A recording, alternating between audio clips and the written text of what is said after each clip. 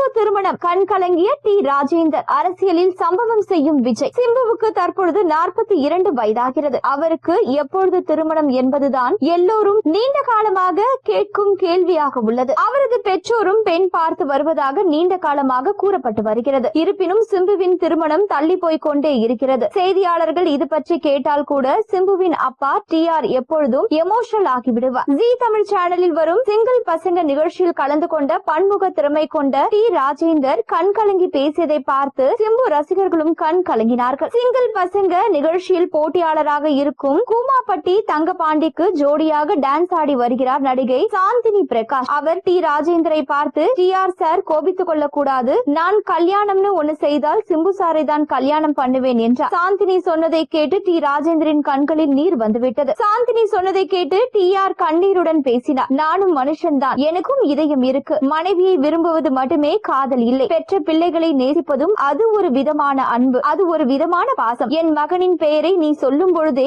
அது என்னை இந்த அளவிற்கு காயப்படுத்துகிறது. அது ஒரு ஆறுதல். நீ சொன்னது. உன்னை நான் தப்பாக நினைக்கவில்லை. உண்மையிலேயே என் பையனை உயிருக்கு உயிராக நேசிக்கக்கூடிய ஒரு பெண்ணை கடவுள் கொடுக்கணும். நான் என் மகனிடம் சென்று நீ கல்யாணம் பண்ணிக்கிறியா என கேட்க மாட்டேன். நான் எதுவாக இருந்தாலும் இறைவனிடம் மட்டும்தான் கேட்பேன் என உருக்கமாக பேசியிருக்கிறார். இதனை பார்த்து பல பிரபலங்கள் டி ராஜேந்தரிடம் பேசியிருக்கிறார்கள். விஜயும் அவரிடம் பேசியிருப்பதாக கூறப்படுகிறது. சமீபத்தில் விஜய் அரசியல் வருகையை பற்றி புகழ்ந்து பேசியிருந்தார் டி ராஜேந்தர். நாம் சொன்னால் மகன் நிச்சயம் திருமணம் செய்து கொள்வார் என்பது தெரிந்தும் கூட சிம்புவை வற்புறுத்தாத TR மாதிரி ஒரு அப்பா கிடைக்க அவர் கொடுத்து வைத்திருக்கிறார் என்று பேசப்படுகிறது.